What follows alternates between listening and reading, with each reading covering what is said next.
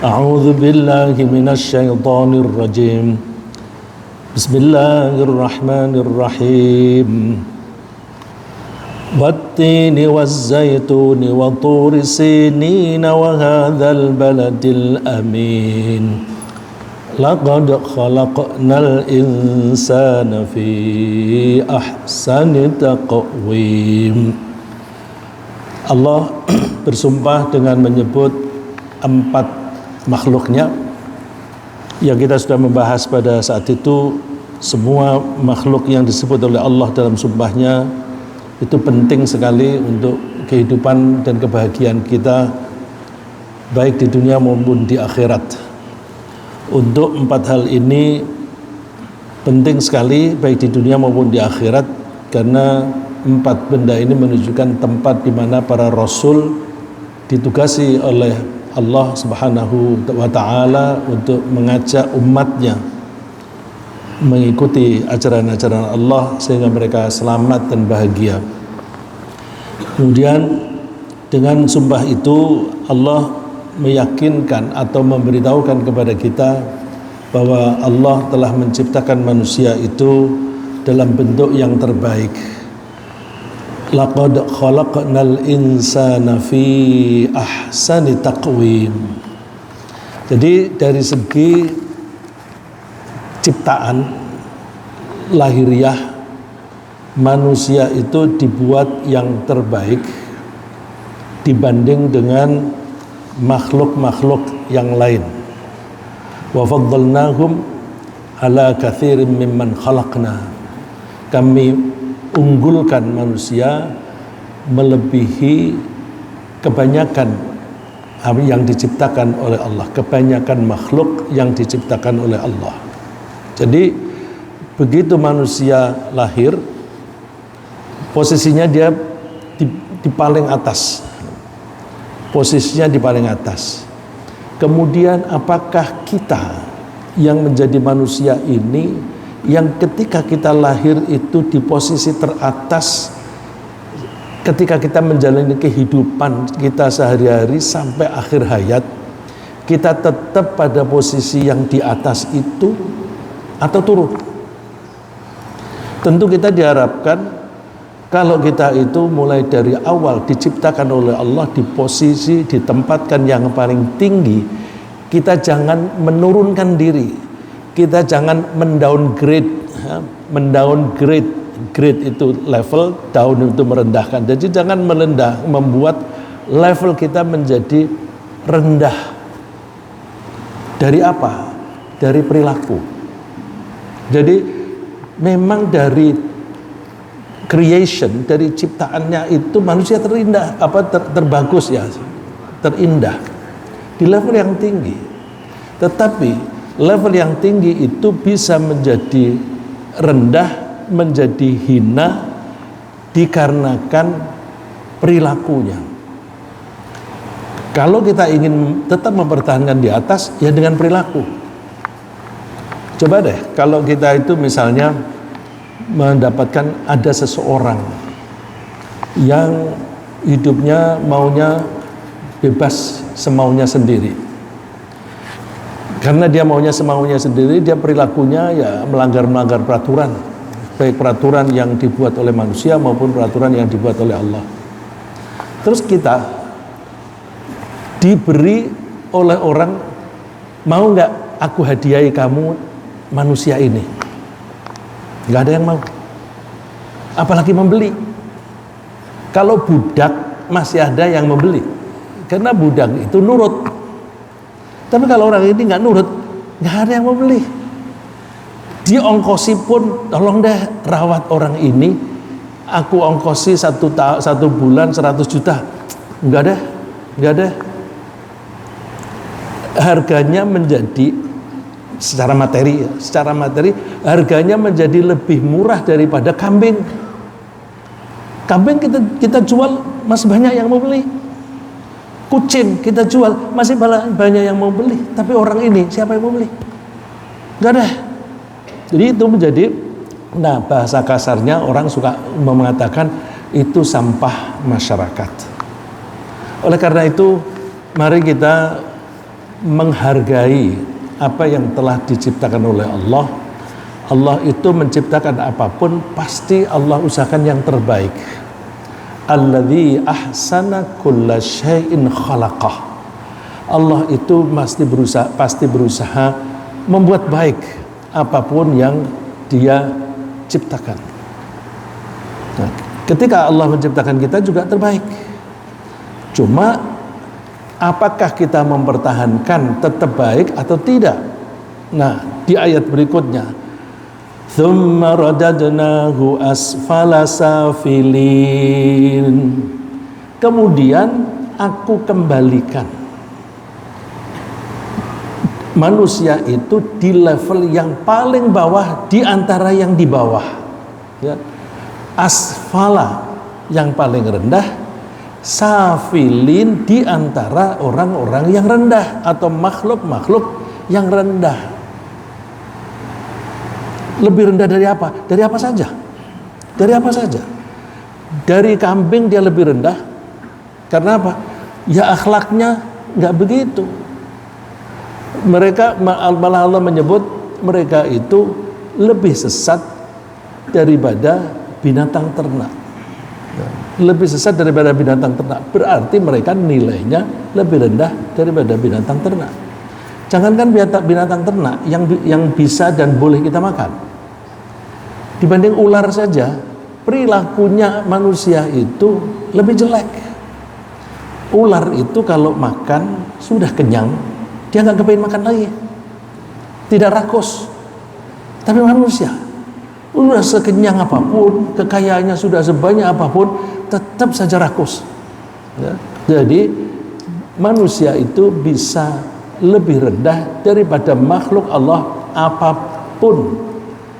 Yang merendahkan itu adalah akhlaknya atau perilakunya.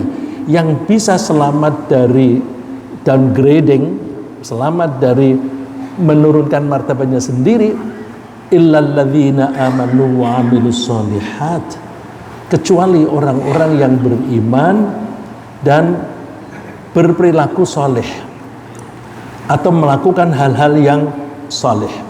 Amila itu artinya berbuat, as-solihat hal-hal yang soleh.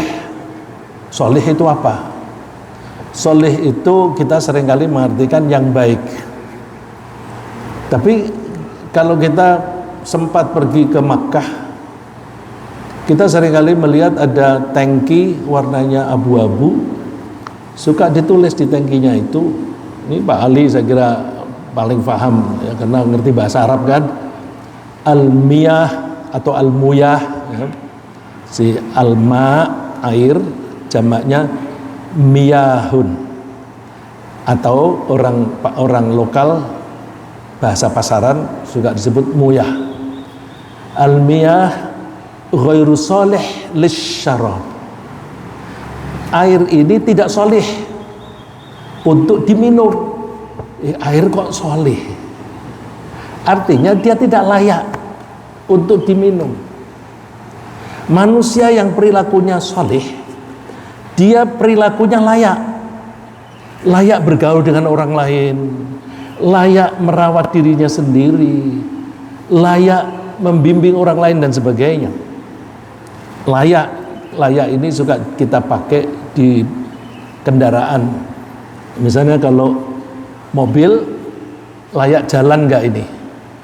Kita pakai istilah roadworthy, ya, roadworthy, road jalan, worthy apa itu? Kalau arti aslinya worth itu nilai, yang bernilai jalan, tapi maksudnya layak jalan. Kalau kapal ya seaworthy, layak berlayar dan seterusnya. Nah, manusia ini juga begitu. Ada yang layak bergaul dalam masyarakat, ada yang tidak layak. Yang layak itu gimana? Ya pokoknya berbuat yang apa layaknya. Yang layak itu bagaimana? Yang sesuai dengan fitrah. Fitrah itu apa? Fitrah itu tidak sama dengan teorinya John Locke. John Locke mengatakan bahwa setiap anak bayi ketika dilahirkan itu bagaikan kertas putih. Kemudian kita mau menulis apa, memberi gambar apa, mewarnai apa, terserah kita. Enggak, bukan itu. Fitrah bukan itu.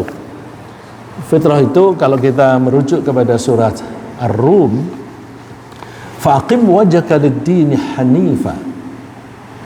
Hadapkanlah wajahmu, artinya jiwa ragamu itu fokuskan, hadapkan lid-din, kepada aturan-aturan Allah, hanifan secara lurus, berkecenderungan ke sana.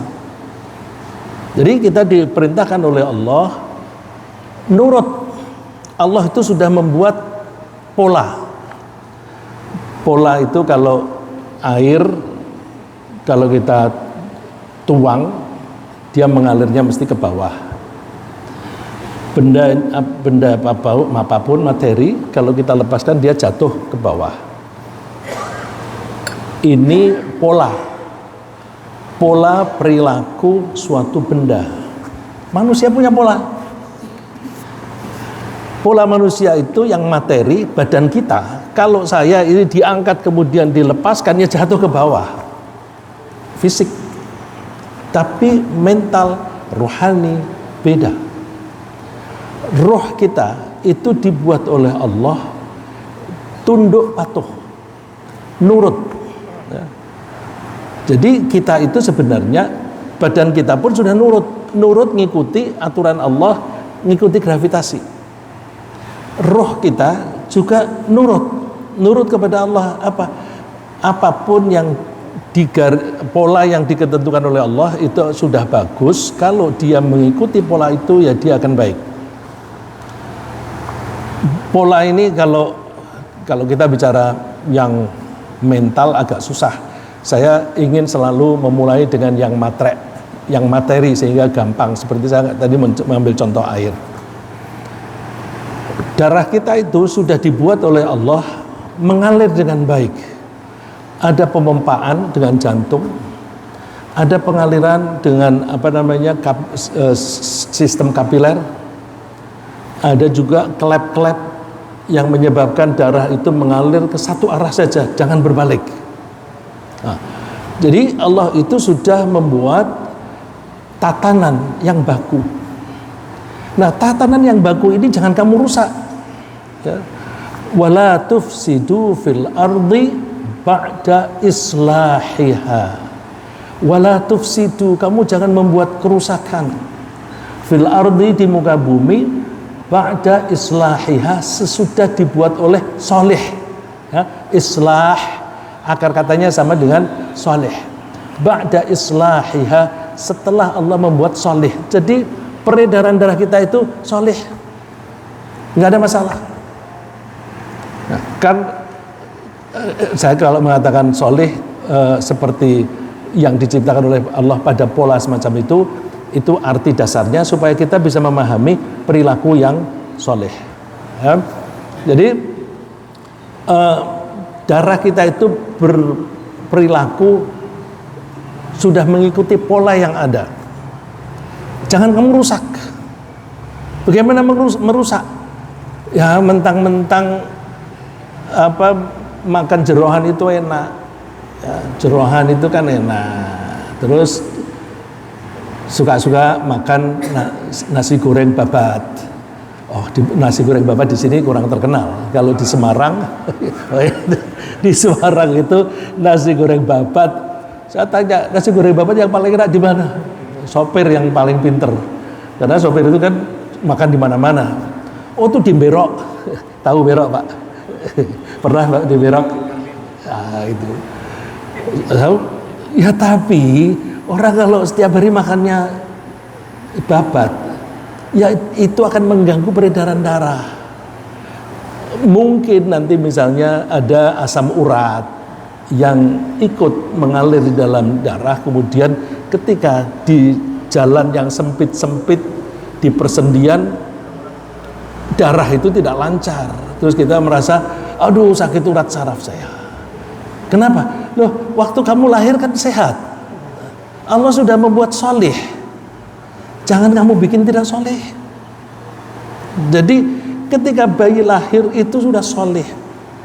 Secara materi semacam itu. secara mental rohani sudah dibuat oleh Allah. Apa itu? Fa'aqim wajhaka lid-din hanifa.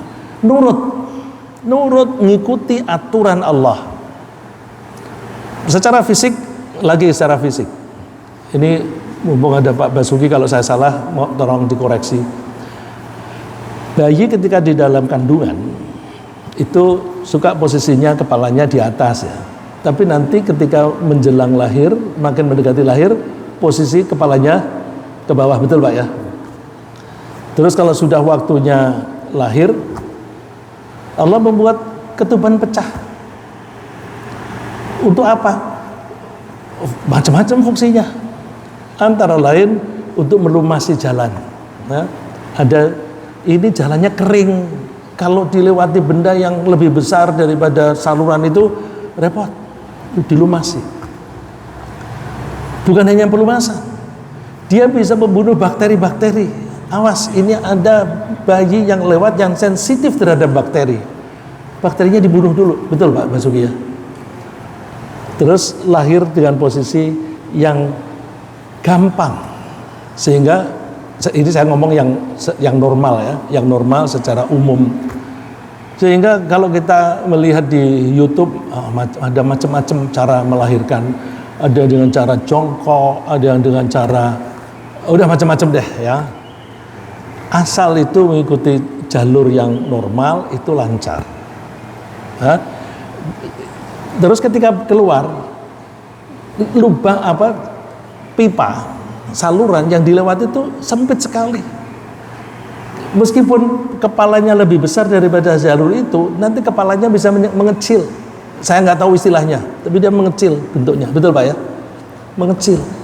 Nanti begitu sudah keluar, membesar lagi. Artinya secara fisik bayi itu sudah nurut kepada Allah.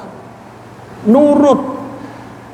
Secara mental, fa'aqim wajhaka lid-dini hanifan, nurut kepada Allah. Buktinya anak kecil setelah mulai berkembang begitu, kalau disuruh nurut, ambil ini, sini, dikasih cik gitu, datang dia. Jadi ketika disuruh dia nurut. Ketika dia belajar berdiri, ayo berdiri, terus dia mencoba berdiri. Duduk lagi, duduk. Kecenderungannya anak kecil itu nurut karena memang bawaannya mulai dari lahir itu nurut. Nah, itulah fitrat Allah.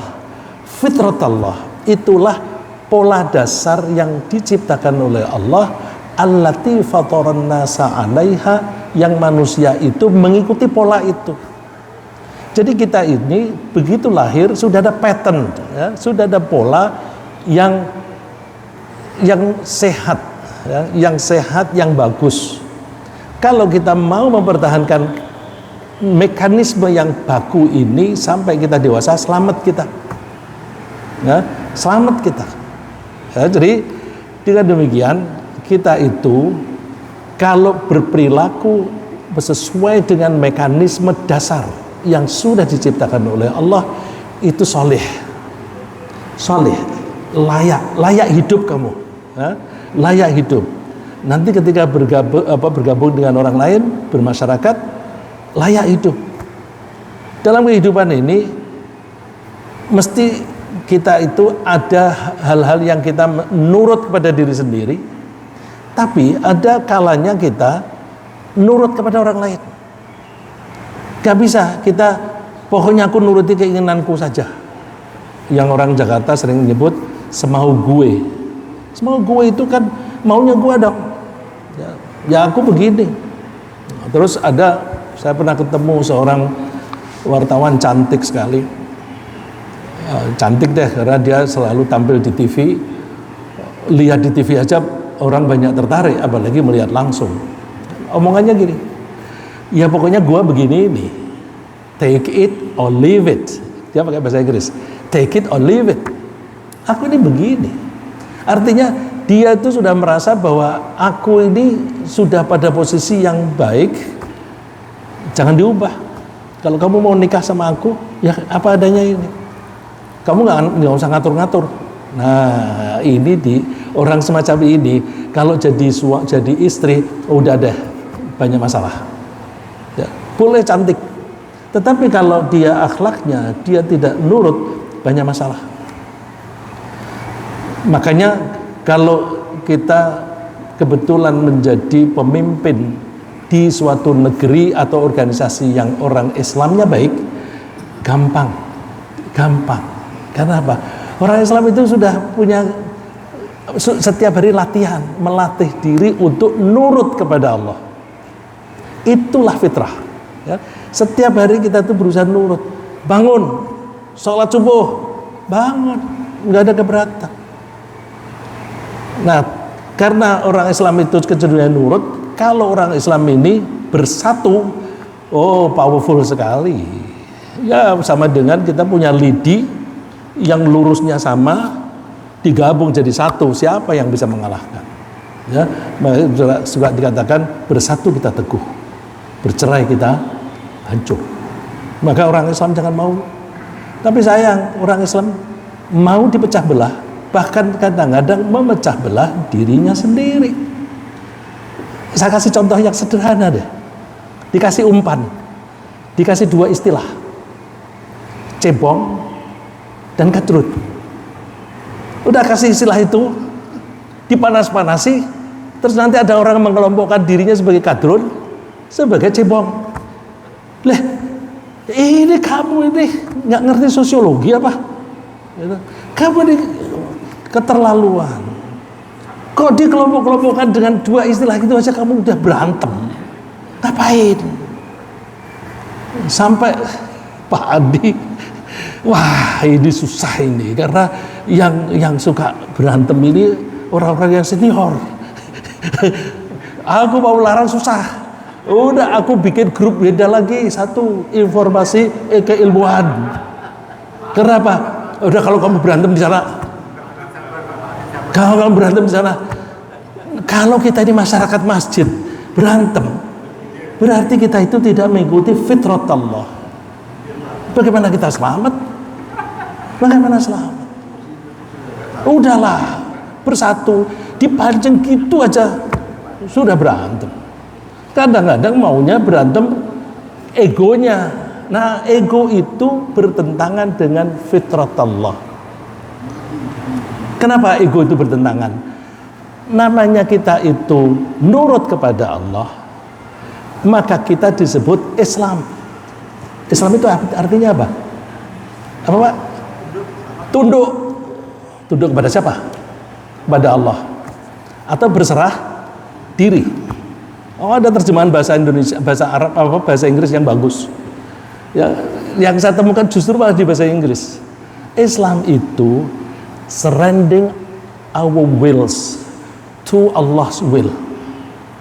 Menyerahkan keinginan saya kepada keinginan Allah. Jadi kalau ada keinginan, saya punya keinginan, Allah punya keinginan, di satu peristiwa, di satu momentum, yang dipilih yang mana?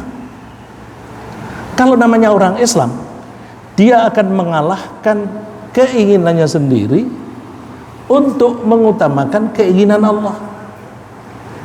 Sudah waktunya mau sholat subuh, masih ngantuk nih, wah capek aku, keinginan sendiri terus tidur.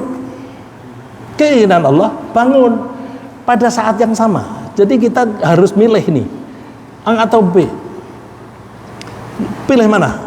Kalau kita mengaku Islam, aku mengalahkan keinginanku, aku memilih keinginan Allah. Bangun. Wah masih ngantuk. Ngantuk kan bisa diakali, bisa diatasi. Kalau kita aliran darah kita lancar, ngantuknya hilang nggak, Pak Basuki? Kalau badan kita suhunya tinggi, aturan aliran darah lancar, ngantuknya hilang nggak? Saya dulu kalau mau belajar jam 1:30 pagi, ngantuk. Caranya gimana? Lompat-lompat supaya badan saya panas, aliran darah lancar, dan saya tidak pakai buku. Tembok di rumah itu saya cat hitam. Terus saya pakai kapur, dulu belum ada whiteboard, itu belum ada. Jadi saya pakai pakai kapur. Jam 2 malam saya misalnya matematika, ngitung-ngitung begitu, nggak ngantuk. Jadi kita itu mau nurut kepada Allah atau menurut pada diri sendiri. Coba cek deh. Orang yang musyrik itu mengabdi kepada siapa itu? Mengabdi kepada siapa? Orang musyrik. Musyrik itu kan mendua. Orang yang tidak mendua itu nurutnya hanya kepada Allah. Orang yang menurut secara murni kepada Allah namanya apa itu? Ikhlas. Orang yang memurnikan ketaatannya hanya kepada Allah itu ikhlas. Orang yang berusaha untuk ikhlas namanya mukhlis. Orang yang sudah berhasil mensucikan kemauannya, mensucikan diri dari keinginannya sendiri, diserahkan kepada Allah, namanya mukhlas. Jadi ikhlas itu memurnikan tujuan, bahkan tujuan hidup hanya untuk Allah. Kalau kita sedang berusaha untuk memurnikan tujuan hidup kita hanya kepada Allah, kita namanya mukhlis. Tapi kalau kita sudah berhasil, kita disebut mukhlas. Kalau yang diajarkan oleh Allah apa? Wa ma umiru illa liya'budullaha mukhlisin, bukan mukhlasin. Usahakan. Karena memang tidak mudah menjadi mukhlis. Tapi orang yang berhasil dipuji oleh Allah. Wadhkur fil kitabi Musa. Sebutlah Musa di dalam kitab Al-Quran. Innahu kana mukhlasaw wa kana rasulan nabiyya. Musa itu orangnya mukhlas. Dia berusaha untuk mukhlis dan di-recognize, diakui oleh Allah, dia sudah berhasil. Mukhlas dia. Apapun yang dilakukan oleh Nabi Musa semuanya hanya karena Allah. Dia berjalan dengan 2 wanita cantik. 2 wanita cantik itu berada di depannya. Ketika berjalan suka betisnya kelihatan. Dia tidak mau nurut pada diri sendiri, tetapi kalau nurut pada diri sendiri kan bagus sekali dan sebagainya ya. Dia maunya nurut kepada Allah. Enggak. Udah, kamu di belakang aja, aku yang di depan. Nanti kamu bilang belok kiri apa kanan. Jadi dia itu sejak muda, meskipun dia anak angkatnya raja yang zalim, dia bisa membersihkan tujuannya hanya untuk Allah Subhanahu wa taala. Nah, kalau kita bisa seperti itu, maka berarti kita melakukan apapun yang kita lakukan itu wajar, soleh, ya, proper. Terus karena yang proper itu biasanya baik, kita menerjemahkan berperilaku baik atau beramal soleh. Falahum ajrun ghairu mamnun, maka mereka akan memperoleh pahala yang tidak akan putus-putus. Jadi pahala itu jalan terus. Gimana ini pengertiannya? Kalau orang itu tidak mau tunduk patuh kepada Allah, maka dia akan menjadi asfala safilin, menurunkan martabatnya menjadi paling rendah. Tapi kalau dia mau amanu wa amilus sholihat, dia tetap ada di atas. Dan orang yang di atas itu akan selalu mendapatkan pahala yang tidak putus-putusnya. Memahami ini tidak mudah. Buktinya apa? Para ulama yang jauh lebih pintar dari kita itu punya 2 macam pendapat. Kalau mereka mempunyai 2 macam pendapat, berarti kan bisa diterjemah, bisa ditafsirkan begini, bisa ditafsirkan begitu. Kita menghargai para ulama itu, kita jangan merasa sok pinter, jangan bilang oh yang benar yang ini, yang itu salah. Yang disalahkan itu orang pinter, orang lebih pinter dari kita. Maka kalau kita bilang ini salah, sok pinter, baca bahasa Arab aja nggak bisa. baca kitab bahasa Arab aja nggak bisa, tapi nyalain ulama. Itu kan banyak dari kita begitu. Saya pernah di luar kota, di Purwokerto sana, ada pengajian, orangnya banyak di halaman namanya itu Serambi, yang menghadapi hanya 2 orang. Dia pakai speaker. Setelah selesai, saya mendekati. Saya waktu itu masih aktif sebagai wartawan. Ya. Jadi saya selalu ingin tahu aja. Saya deketin. Bapak baca apa itu, Pak? Buku terjemah. Ini Bapak bacanya buku begini, siapa yang mau ngaji? Ini buku ini sempit pandangannya, narrow minded. Dia hanya mengakui ini yang benar, yang lain salah. Lah orang-orang yang sudah menjalankan yang berbeda dengan ini, kamu anggap mereka semuanya salah, mereka semua masuk neraka. Gimana mereka mau mendengarkan kamu? Pak, kalau ngajar baca ini bukunya yang baik dong, Pak. Yang asli, jangan yang terjemah. Nggak bisa. Nah, itu orang-orang seperti itu yang seringkali suka nyalahin para ulama. Kita hormati. Nah, salah satu contoh bahwa menafsirkan semacam ini ada 2 macam pendapat. Saya sebutkan di sini 2 pemahaman. Pemahaman yang pertama, manusia itu diciptakan mulia, ya, fi ahsani taqwim. Jika dia tidak bersyukur, artinya tidak bersyukur itu apa?